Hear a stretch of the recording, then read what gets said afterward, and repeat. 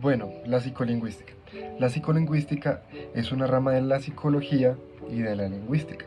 Se interesa principalmente en el lenguaje. ¿Cómo así que el lenguaje, Santiago? Bueno, cuando tú hablas, tú generas algunas redes y mecanismos en el cerebro que eso lo llamaremos como procesos cognitivos. Y eso le interesa demasiado a la psicolingüística para saber el funcionamiento y qué hay más allá del lenguaje. Bueno, el objeto de estudio de la psicolingüística en sí es el lenguaje, pero el objetivo de la psicolingüística es determinar la naturaleza de ese lenguaje y el funcionamiento cognitivo que tiene nuestro cerebro, ¿cierto? En la utilización de los saberes a la hora de comunicarnos y todo el procesamiento, y para comprender más allá de lo que es el lenguaje para las lingüísticas y cómo funciona el lenguaje. Bueno, principalmente vamos a hablar del método en esta siguiente pregunta. El método de la psicolingüística es un método deductivo, ¿cierto? De una parte amplia a estratificarlo en una singularidad, ¿cierto? El método consiste en observación, experimentación y simulación verbal, ¿cierto? Principalmente tenemos que saber que el método es, digamos, ese procedimiento que queremos llegar hacia una meta establecida, como en este caso sería el objetivo del lenguaje.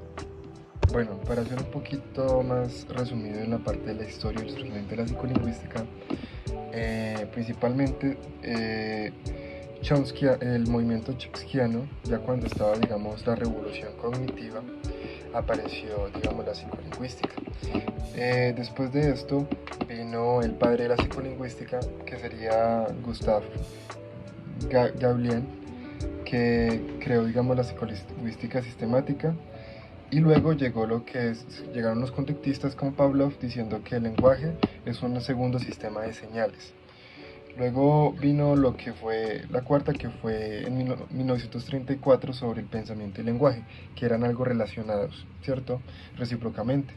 Luego llegó en los años 50 una conferencia, una reunión entre profesionales de la lingüística y la psicolingüística, donde ellos llegaron a determinar un poco lo que es el establecimiento de la psicolingüística como tal. Luego de esto vino otro personaje que se llama Chomsky, que él dijo, pero esperen, el conductismo no nos puede dar el resultado o la definición exacta del funcionamiento de la psicolingüística.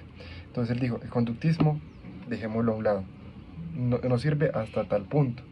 Pero ahí luego llegó lo que se implementó en la psicología cognitiva. Y ahí podríamos dar más uso y definirlo con mayor claridad. Luego, en los años 60, la lingüística y la cognitiva se vuelven un campo interdisciplinar, ¿cierto? La psicolingüística ya tiene auge y también se da unos estudios en el campo de una rama de la psicolingüística que sería la psicolingüística evolutiva o del desarrollo. Y también podemos evidenciar por finalizar, se presenta como un campo interdisciplinar, donde digamos estudia principalmente no solamente el lenguaje, sino también digamos los trastornos, los procesos cognitivos, la producción, la pérdida de la producción, entre otros. Bueno muchachos, para responder la última pregunta, ¿qué otra información pues se considera importante? Me gustaría dar dos puntos, dos puntualidades que estuve revisando, y la primera es que me interesó mucho el tema sobre los bebés, ¿cierto? Porque todos sabemos que para uno tener un lenguaje tenemos que tener ciertas características, ¿cierto? Y los bebés, digamos que al nacer, ellos no tienen las características ya generadas en su cuerpo. Por ejemplo, ellos tienen el tracto bucal más arriba que nosotros, ya y más ancho. Lo que hace esto que los bebés no puedan, digamos, hablar en ese momento. Ya cuando pues se genera el desarrollo del bebé, ya el tracto vocal baja y se vuelve más angosto, produciendo esto la capacidad de generar el lenguaje. Esto me pareció muy importante y muy interesante, también porque este tipo de cambio a nosotros las personas adultas, adolescentes, que ya pasaron la etapa pues de la infancia, y ellos tienen más probabilidad de poder ahogarse o atragantarse con algún alimento.